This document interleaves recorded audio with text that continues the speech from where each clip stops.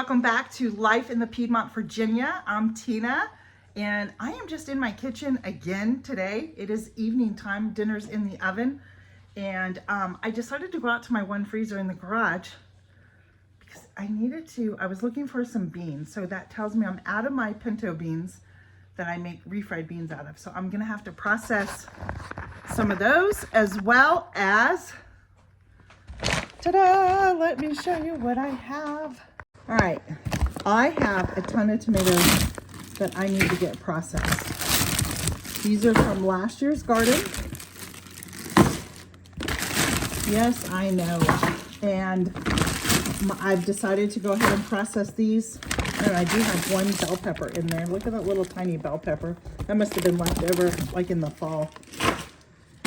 So I have all these tomatoes to process, even little cherry ones there, if you can see. I'm gonna process all those. And then over here, I have a whole bunch of tomatillos to process. And while I was out in my freezer, I decided to grab some of my Every Bit from the Every Bit Counts challenge that we did at the end of the summer and into fall. I had my peppers that I needed to slice. Need to use those because ice is starting to get in there. I have already shredded cooked chicken that I processed just a week or so ago. So I brought that in, and then I found a bag of mixed vegetables that I thought I would bring into the house as well. So follow along with me. I'm going to show you how I'm going to process these, and I'll be using my bulk canning book for the recipe.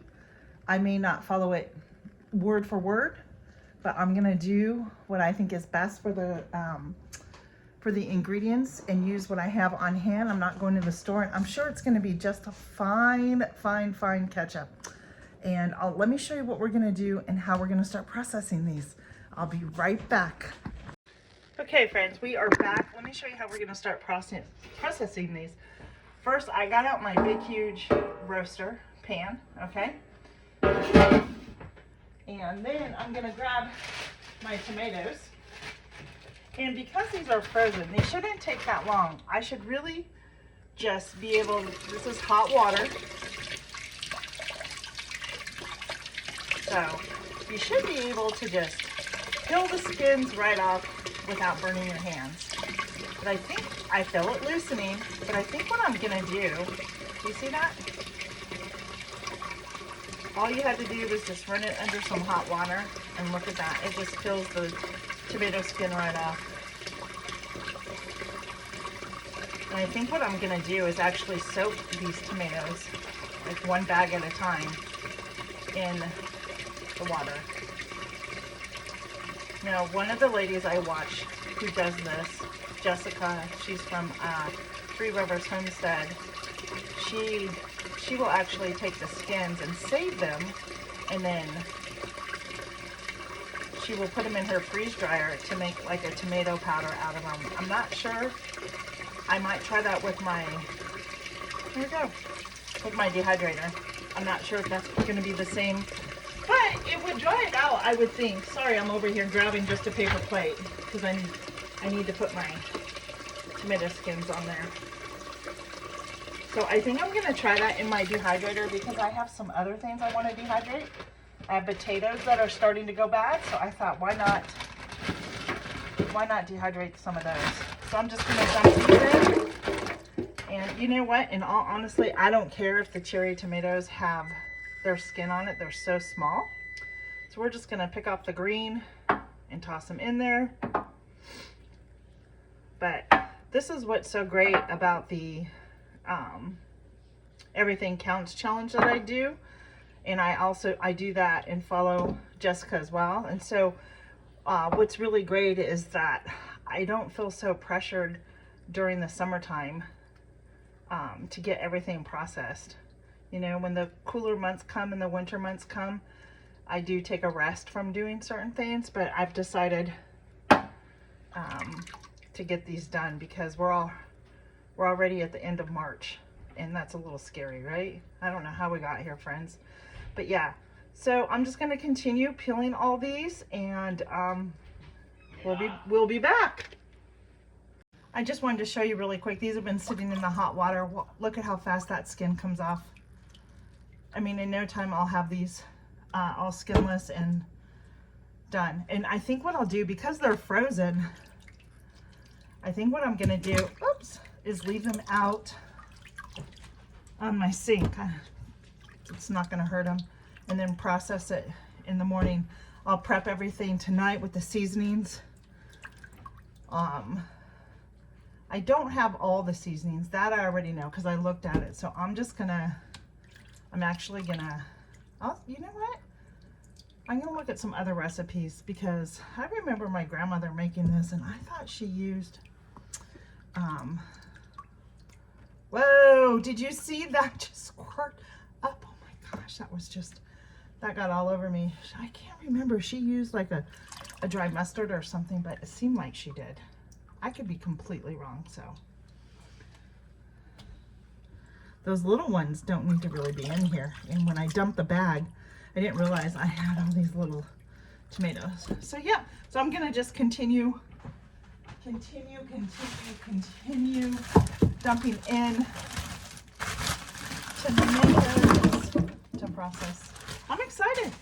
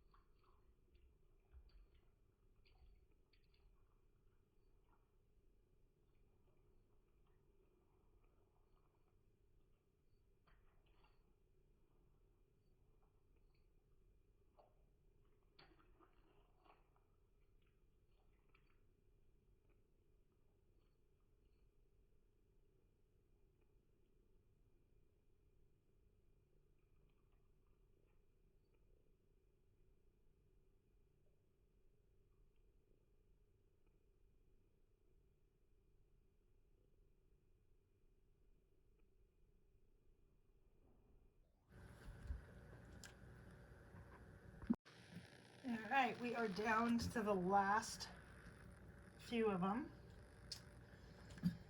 All the skin's just about off. That took me no time. It really did not. I didn't have you watch it the whole entire time, but that honestly did not take me very long. 5-7 minutes maybe. Let me just rinse that down. Dry my hands. So yeah, that was really simple. So now what I'm gonna do is I am going to leave them in this roaster. As I was saying, I'm going to leave them in the roaster and I'm gonna cover them up because they're really frozen. And then the bag spots that you may see, that's okay. I'll cut those off tomorrow. And get those processed.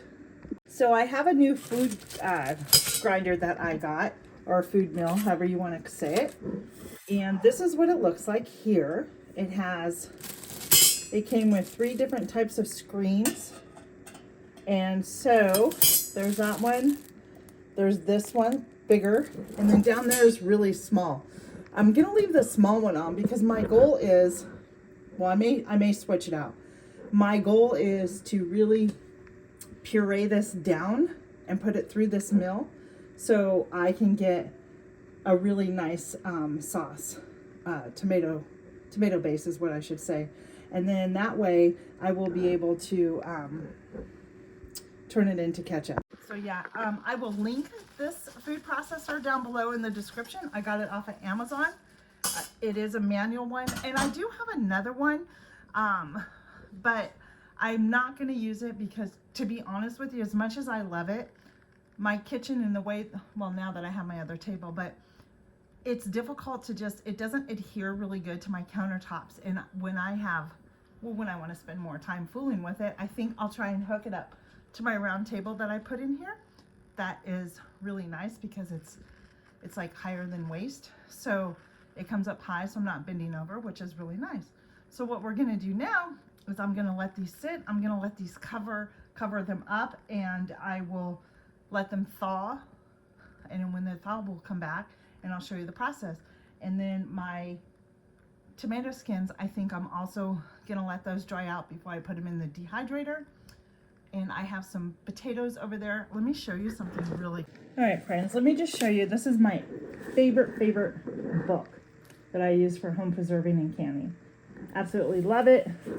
This is where the recipe comes from. So yeah. So here's what we're gonna need for this recipe to make ketchup. Some sugar, some cider, cinnamon sticks. It calls for whole allspice, but I have ground, so that's fine. It's gonna call for whole cloves. It calls for celery seed, but I have celery salt, so you can use that as a substitute. Pickling, canning salt, and these are the onions that we dehydrated in one of our videos, and I am going to use the onions and reconstitute them for this recipe. And then, of course, you're gonna need 24 pounds of tomatoes that are cored and peeled, which they're already peeled, now they're thawing, so yep.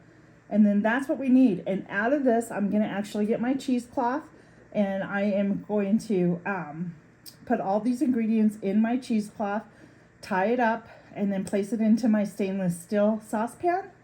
And I'm gonna combine it, the vinegar and the spice bag, and I'm boiling it on high heat.